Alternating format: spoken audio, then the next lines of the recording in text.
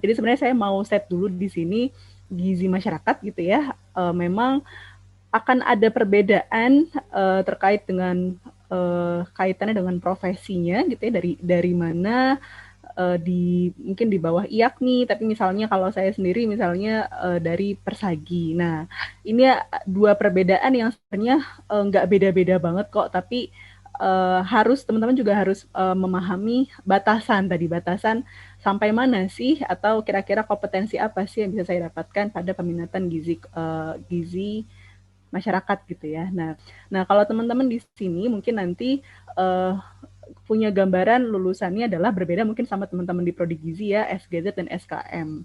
Tapi saya akan kasih gambaran batasan yang bisa teman-teman gambarkan, dan saya rasa untuk kesempatan apapun itu, baik di kesehatan masyarakat atau di Prodi Gizi itu tidak ada hal yang harus dipertentangkan, karena nanti akan terlihat pada kurikulum yang teman-teman ampu ya, atau mata kuliah yang teman-teman ambil setelah mengambil peminatan gizi kesehatan masyarakat. Nah ini saya share screen sedikit.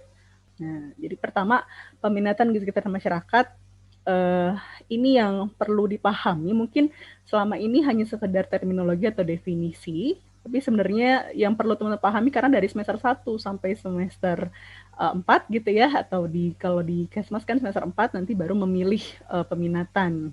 Nah, jadi 1 sampai 3 itu sebenarnya adalah gambaran dari mata kuliah yang harus dimiliki oleh sarjana kesehatan masyarakat.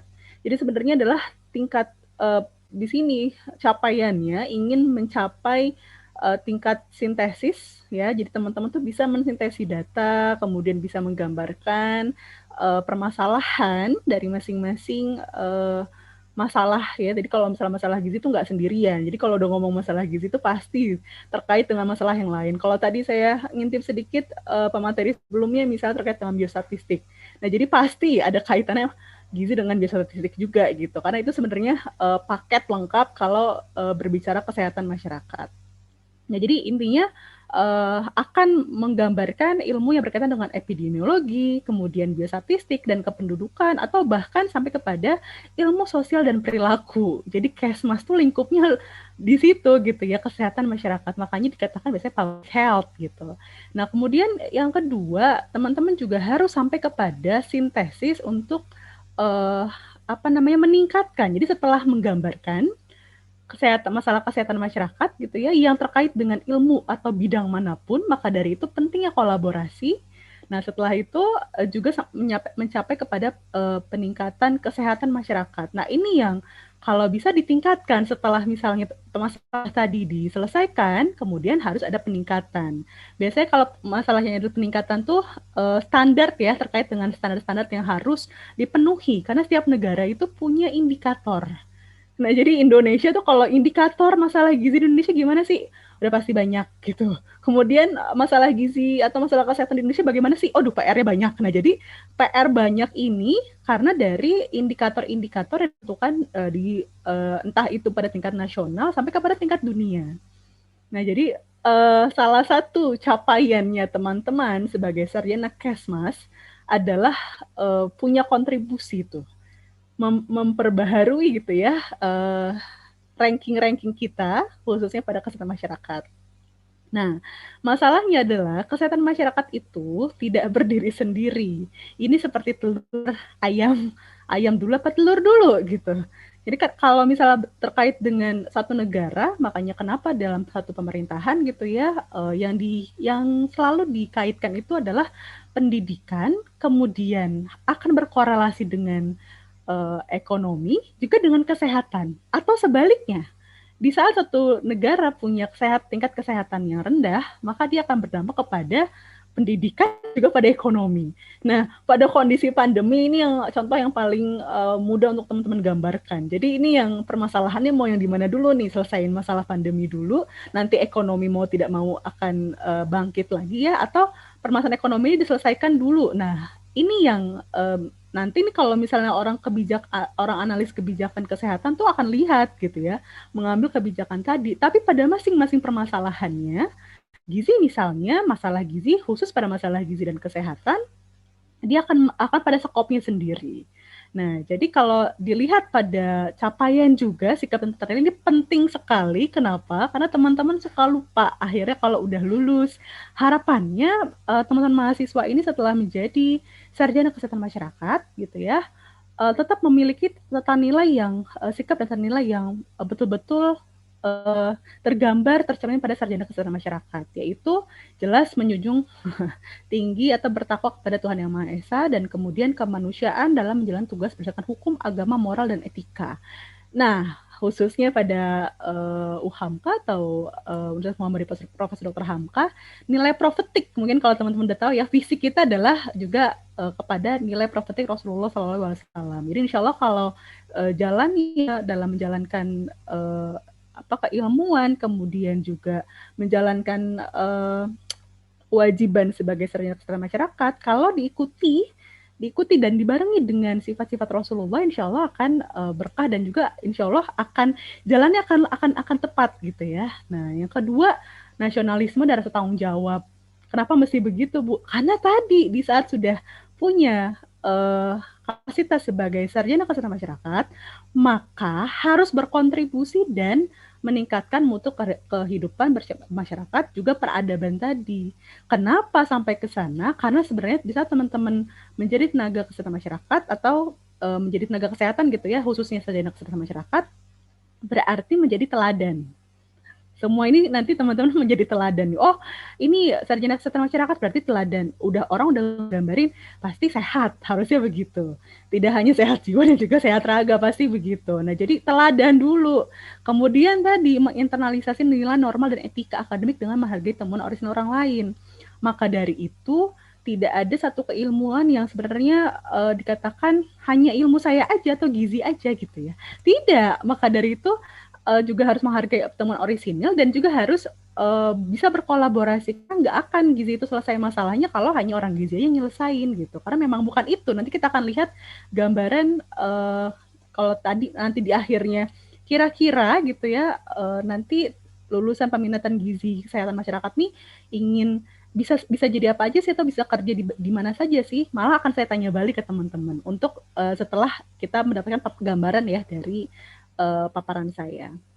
Nah, jelas pasti apa yang dilaksanakan, apa yang dijalankan setelah menjadi sarjana Kesmas gitu ya, harus memiliki kepekaan sosial dan kepedulian yang tinggi. Nah, ini kalau ngomongin ini passion atau income biasanya gitu. Kalau udah lulus tuh, Bu saya SKM, tapi yang terima saya di bank tuh terima gitu ya. Jadi kalau misalnya teman-teman mau kerja di bank juga nggak ada masalah. Maka dikembalikan lagi kepada apakah teman-teman tadi ingat dengan sikap dan tata nilai gitu ya, sudah belajar 8 tahun ya, mudah-mudahan kalau lulus 4 waktu gitu, 8 tahun minimal belajar tentang tadi kesehatan, tiba-tiba jadinya itu tadi. Nah, ini yang terkait dengan sikap tanggung jawab tadi tuh. Jika punya rasa tanggung jawab, mungkin ya kembali lagi income atau passion atau sesuai dengan kapasitasnya sebagai sarjana kesehatan masyarakat. Nah, ini harus ditentukan. Nah, ini yang mau saya gambarkan. Jadi, kalau ngomongin peminatan gizi masyarakat gitu ya, jelas permasalahan itu nggak jauh dari ini. Status gizi ibu dan anak. Karena setelah dari sini, kalau kita lihat ini teman-teman tahu ya kerangka teori yang bisa jadi status gizi ibu dan anak ini ada atasnya lagi nih gitu. Dia menjadi salah satu faktor akar masalah untuk kepada permasalahan yang lain. Tadi saya katakan ekonomi dulu apa kesehatan dulu? Kesehatan dulu atau ekonomi dulu? Ekonomi dulu atau pendidikan dulu? Nah, ini yang dijadikan gambaran. Tapi sebenarnya nggak jauh-jauh semua gitu ya, konsentrasi orang-orang yang belajar gizi itu pasti konsentrasinya pada status gizi ibu dan anak. Kenapa? Karena sejauh ini permasalahan ini nggak selesai. Jadi gizi ibu dan anak itu nggak pernah selesai. Kita sudah tahu stunting tapi ada penurunan kan Bu? Oke, stunting ada penurunan, tapi tetap loh angkanya itu di atas gitu ya, di atas target, belum mencapai target gitu. Nah, tidak hanya itu, jadi dampaknya itu ya seperti siklus kehidupan. Maka itu kenapa teman-teman yang di gizi masyarakat pasti mempelajari gizi daur gitu.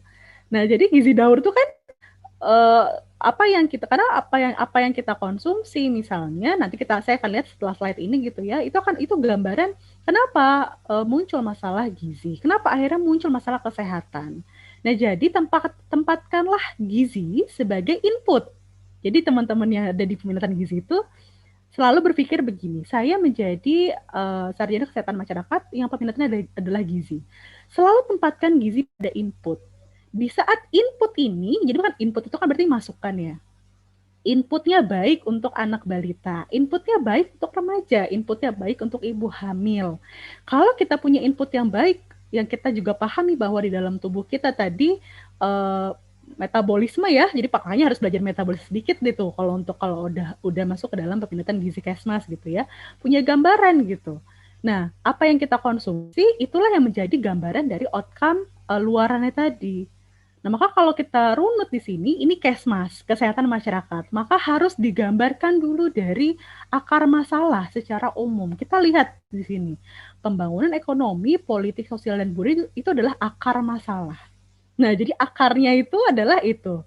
Ya, akar masalahnya adalah ekonomi, politik, sosial, dan budaya. Setelah itu dia akan nanti mempengaruhi faktor di atasnya. Kalau kita lihat di sini ada kemiskinan, ketahanan pangan, dan juga pendidikan. Bahkan kalau naik ke atas, daya beli, akses pangan, akses informasi, akses pelayanan. Jadi mudahnya begini, sebelum kita masuk ke dalam penyebab tidak langsung ya. Jadi ini adalah akar masalah. Teman-teman di peminatan gizi Kesmas akan berpikir jauh gitu ya. Jadi kaitannya ini tadi telur ayam dulu, ayam atau telur dulu. Iya, tapi saya berangkat dari akar masalah permasalahan ini tadi. Karena nanti diambilnya pada kebijakan dulu, nanti baru kita akan lihat outcome-nya pada status gizi ibu dan anak. Misalnya pada kondisi tadi ya, pada kondisi sekarang gitu, ekonomi mungkin lagi agak merosot karena memang ada kondisi pandemi. Nah, ada masalah kesehatan tadi. Masalah pandemi akan berdampak kepada apa nih kalau terkait dengan masalah gizi? Ketersediaan. Kenapa? PSBB, nggak boleh kemana-mana. Tadi misalnya adanya pembatasan gitu ya untuk membuka lapangan pekerjaan, atau kemudian juga batasan tidak bisa berproduksi, walaupun juga diproduksi misalnya pada sektor ekonomi nggak ada yang beli juga gitu. Nah, makanya ini akan mempengaruhi kepada daya beli akses pangan. Jadi orang gizi udah harus hati-hati di saat ada kondisi seperti ini, maka yang harus dilihat bagaimana nih pemenuhannya dalam asupan makan. Karena kalau udah ngomongin COVID, pada kondisi sekarang gitu ya, jadi apa yang bisa teman-teman juga harus pahami dulu gitu kan, COVID penularannya seperti apa. Tapi ternyata yang bisa kita pahami adalah sampai detik ini memang menjaga jarak gitu, dan kemudian menggunakan masker. Selain itu apa? Ya mau tidak mau sambil menunggu vaksin ya, adalah herd immunity, untuk herd immunity untuk vaksin, tapi juga meningkatkan sistem imun di dalam tubuh. Nah, itu PR-nya siapa? Ya gizi. Jadi maka bisa dikatakan tempatkan pada input gizi tadi. Nah, jadi betul-betul kalau dikembalikan lagi, jadi harus seperti apa sih yang paling mudah, yang paling murah itu bagaimana? Udah makan yang baik gitu ya, sesuai dengan pedoman gizi seimbang. Nah, ini gizi akhirnya akan mempengaruhi berkontribusi berkaitan dengan masalah-masalah yang lain gitu. Nah, ini yang kira-kira faktor yang menurut saya ini nggak berubah kok dari dulu sampai sekarang untuk masalah gizi dan anak tuh nggak jauh-jauh dari ini. Maka seyogyanya teman-teman di kesehatan masyarakat yang memilih untuk peminatan gizi tadi harus memahami kerangka teori atau kerangka pikir ini. Harus clear gitu ya, harus clear dulu kerangka teori ini tergambar dari mana dan kemudian untuk kemana. Jadi misalnya status infeksi akan mempengaruhi asupan makan. Kalau misalnya tadi penderita COVID, dia akhirnya punya gejala yang mungkin ya. Waktunya tinggal 5 menit lagi. Oh iya, oke. Okay. Nah, tinggal tadi penderita COVID tadi akhirnya tidak bisa konsumsi makanan, maka dia akan jatuh kepada status gizi. Status gizinya akan jatuh lagi pada status kesehatan. Kalau nggak bisa makan, tadi misalnya tidak dipenuhi, akhirnya juga akan mempengaruhi gejala yang lebih parah pada COVID misalnya begitu. Jadi ini gambaran yang itu baru salah satu ya. Kalau misalnya teman-teman lihat gambaran besarnya ya pasti akan lebih banyak gitu. Nah, Maka ini yang biasanya teman-teman pelajari di peminatan gizi kesehatan masyarakat, yaitu survei metode-metode digunakan dalam menilai status gizi. Ya, itu misalnya konsumsi pangan. Jadi menilai dulu bagaimana asupan makannya sesuai atau tidak sesuai. Kemudian asupan makan tadi ya di dalam tubuh secara metabolisme dia akan mempengaruhi biokimia di dalam tubuhnya tadi. Nah, kemudian juga antropometri. Tadi tuh, kurus, gemuk itu adalah luaran dari konsumsi asupan makan dan kemudian metabolisme. Kemudian setelah itu apa? Akan terjadi masalah perubahan fungsional, misalnya perilaku. Makanya kenapa anak-anak yang stunting dipercaya, katanya kalau anak stunting gitu ya, sampai kepada mental development, maka dia akan terpengaruh kepada keterbelakangan mental. Maka tadi perilakunya pun juga tidak seperti anak yang normal gitu. Nah, sampai kepada gejala klinis. Kalau anak gizi buruk pasti ada tanda-tanda iga gambang dan lain-lain. Nah, ini tahapan umum yang harus teman-teman pahami di dalam peminatan gizi Kesmas gitu ya. Ada beberapa potensi atau ada beberapa gambaran kalau teman-teman gizi itu larinya kemana sih? Nah, survei gizi itu udah pasti. Nanti teman-teman kan sudah juga nanti akan mempelajari ya. Jadi bagaimana data gizi tadi untuk mengetahui faktor-faktor, kemudian menggambarkan populasi, mengidentifikasi masalah gitu ya, sampai kepada intervensi apa nih yang tepat gitu ya kalau permasalahan gizi tadi. Nah, itu nutrition survey. Ada juga nutrition surveillance namanya. Kalau nutrition surveillance tuh gambaran singkatnya seperti di posyandu. Kalau posyandu kan anak ditimbang terus ya. Jadi kalau misalnya tadi penimbangan tadi tuh harus juga dilihat oleh teman-teman di gizi nih. Kenapa? Kalau ada anak yang terhambat pertumbuhannya, maka ini menjadi masalah gizi kesehatan masyarakat yang kedepannya akan punya PR lebih tuh. Nah, maka di sini nanti teman-teman akan lihat sama kok, datanya dikumpulin, dianalisis, kemudian dilihat intervensi apa yang paling tepat. Ada juga nutrition screening, misalnya screening gizi. Kita mau cek nih Bu, dari satu angkatan teman-teman Kesmas gitu ya, berapa banyak sih yang mengalami KEK pada putri, pada mahasiswinya misalnya begitu. Nah, ini adalah gambaran. Jadi kalau misalnya KEK, berarti nanti kalau pas kedepannya mereka menjadi ibu hamil seperti apa tuh. Nah, nutrien intervensi juga begitu. Makanya kenapa teman-teman gizi harus melek wawasan dan teknologi intervensi yang biasanya berkelanjutan. Misalnya, teman-teman gizi harus tahu sepele contohnya misalnya apa sih bahan makanan difortifikasi? Apa sih suplementasi yang diberikan pada program gizi misalnya untuk mengatasi permasalahan kesehatan masyarakat.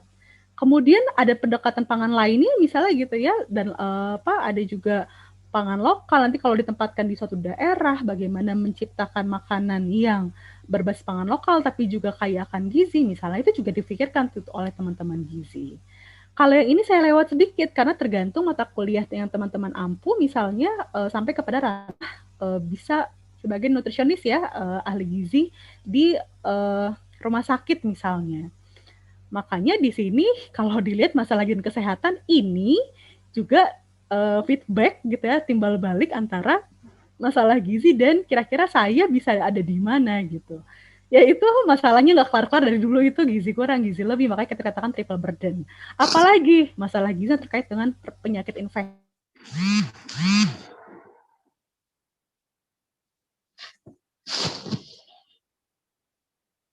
Infeksi berarti anak tadi punya risiko untuk status gizinya juga rendah gitu ya.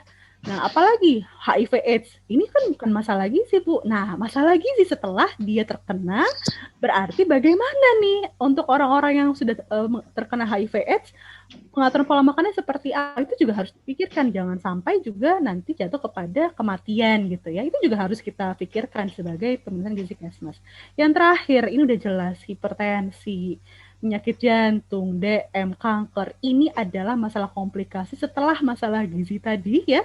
Lanjutan dari satu segi outcome tadi di atas ke atasnya lagi tuh. Setelah dewasa dia akan menjadi seperti apa. Nah, kalau ditanya prospek kerja Kesmas itu di mana saja? Saya rasa di mana saja. Yang perlu teman-teman pahami adalah begini. Selagi orang masih makan, berarti prospek untuk peminatan gizi itu masih luas. Mulai dari pengadaan makanan, mulai dari pengolahan makanan, mulai dari teman-teman ada di intervensi tadi misalnya ya, atau tapi yang paling banyak memang saya akan katakan ini biasanya di publik ya, yaitu misalnya di puskesmas. Bu, jadi researcher bisa nggak sama Ibu? Ya, ini yang terakhir kayaknya nak, tapi harus dibaca.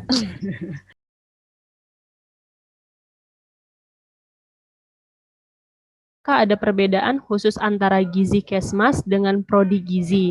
Apakah untuk prospek kerjanya juga berbeda dalam penanganan suatu masalah kesehatan?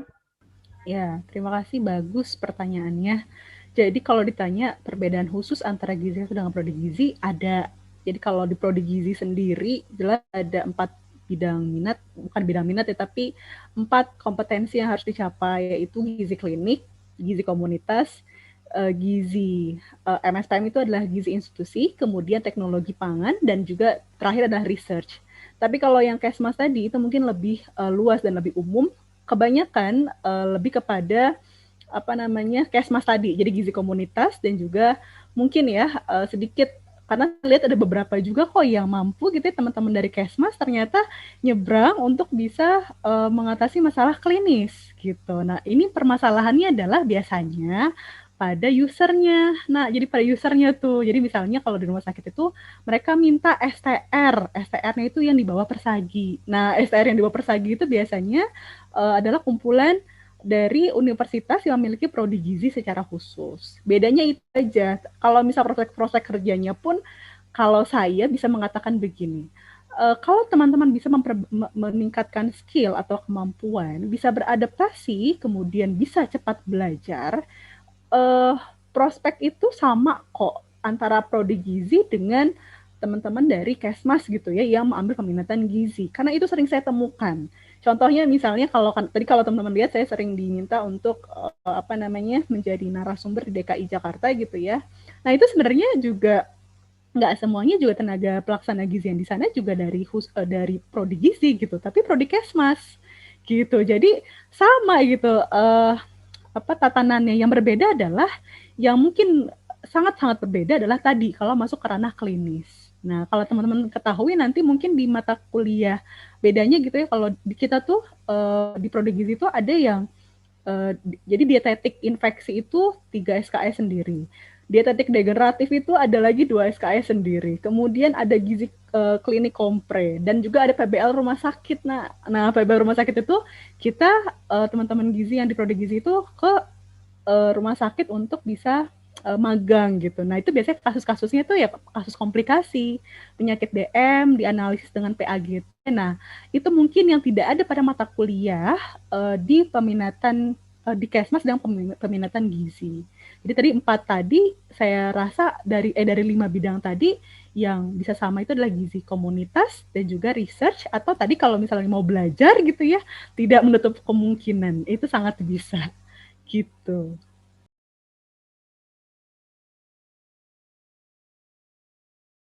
Menurut Ibu, masalah gizi yang paling besar di Indonesia itu apa ya? Terus bagaimanakah cara menanggulangi masalah tersebut? Mungkin dari segi orang ahli Kesmas kali ya, Bu. Yes, ini pertanyaan yang baik. Kalau saya ditanya permasalahan gizi yang paling besar itu di Indonesia itu apa? Permasalahan gizinya adalah asupan, gitu. Jadi belum sampai kepada masalah gizi. Maksudnya dia KEK ini ibu hamil anemia, ini remaja anemia atau anak gizi buruk. Tidak, permasalahan kita adalah asupan gizi yang tidak mumpuni, tidak adekuat. Tidak adekuat itu secara kuantitas dan secara kualitas.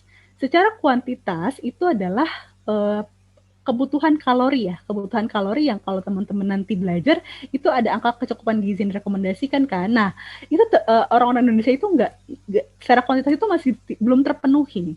Apalagi secara kualitas. Kalau kualitas apa Bu? Kalau kualitas nanti kalau teman pelajari itu adalah pada jenis dan frekuensi. Yang paling mudah adalah saya katakan keragaman. Contoh misalnya, kalau teman-teman berkaca, saya kalau makan kayaknya cukup, saya nggak ngerasa lapar gitu ya.